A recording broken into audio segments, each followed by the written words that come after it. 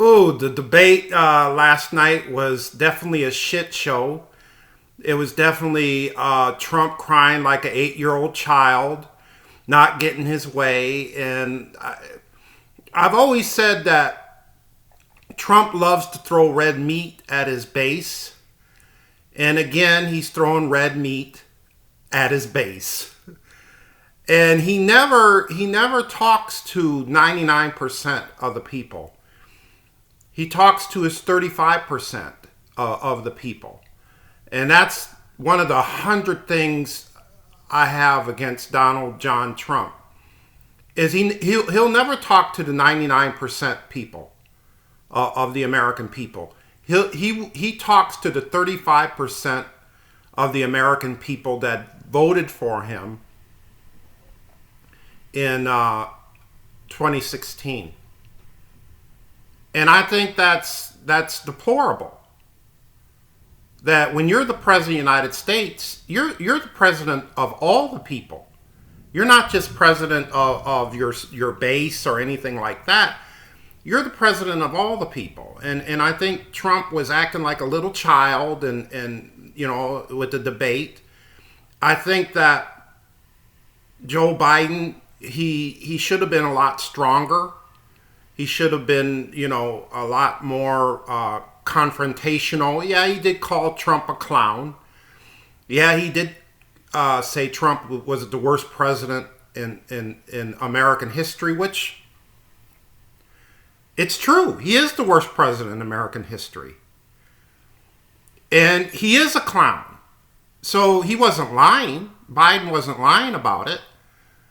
And, the thing is that Biden is a corporate liberal, a Democratic Republican, a Republican Democrat. So he's not going to fight hard enough for working families because he doesn't live next door to working families. I'm not saying Biden is a bad person, but it's true. He doesn't live next door to working families, just like Donald Trump has never lived next door to working families.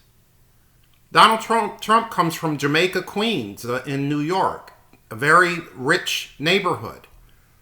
He's never seen a working person in his life. He's never stepped foot in the suburbs in his life. But he's gonna lie to the suburbanites and say that they're going to build urban high rises in the suburbs, which is ridiculous. That's ridiculous. Even as a black man, I find that disgusting and deplorable to say something like that. Donald Trump is talking like some 1950s McCarthyite who is scaring middle-class white women into voting for him. Well, you know what? The 1950s are over. The middle-class white girls, white women, they're not scared. They're not afraid of black people the way they were in the 1950s. They're not afraid of gay people and lesbian people. They're not afraid of immigrants. They're a little bit more liberal than they were in the 1950s. So Trump is way out of, I don't know, he's lost his mind trying to convince middle-class white women to vote for him. But, middle-class white women aren't the white women of the 1950s who are open to liberalism, who are open to different races and different religions than they were in the 50s. So it's very difficult to scare these white women compared to, he's pulling the wrong tendons as far as I'm concerned. And I think that what was disgusting is he's not condoning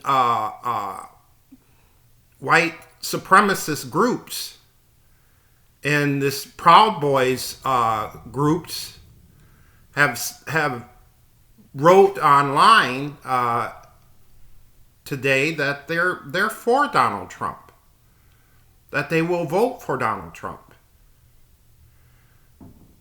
And that's scary, because the majority of white people are good people.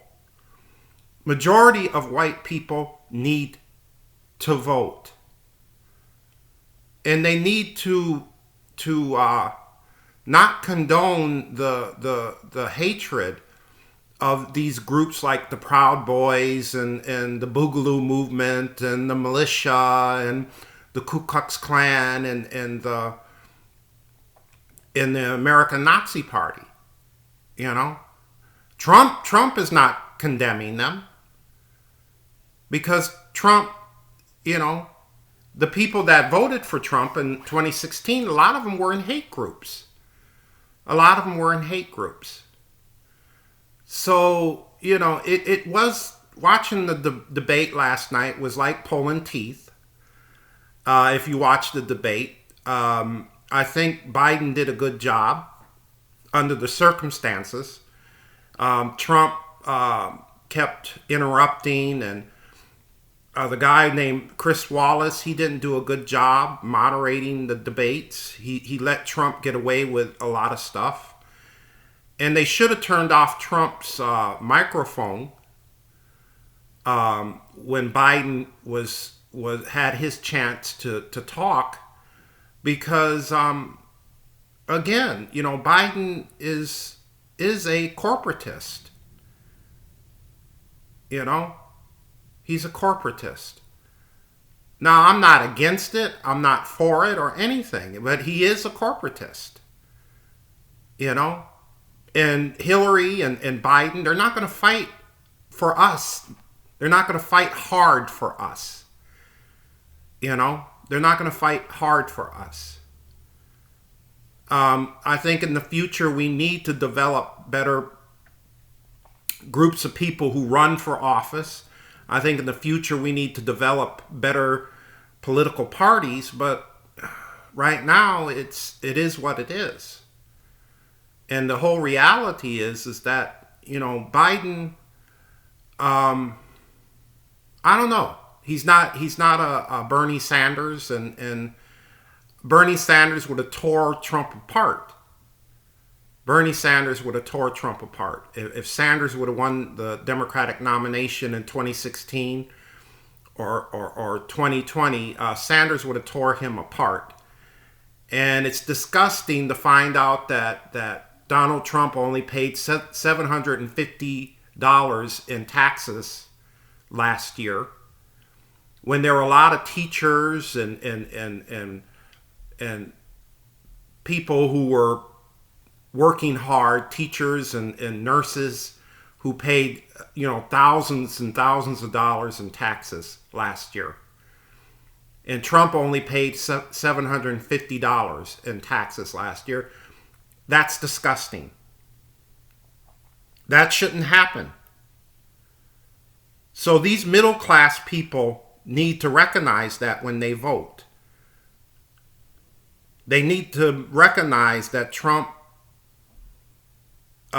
paid $750 in taxes. And the middle class people pay a lot of money in taxes every year. And you should find that disgusting.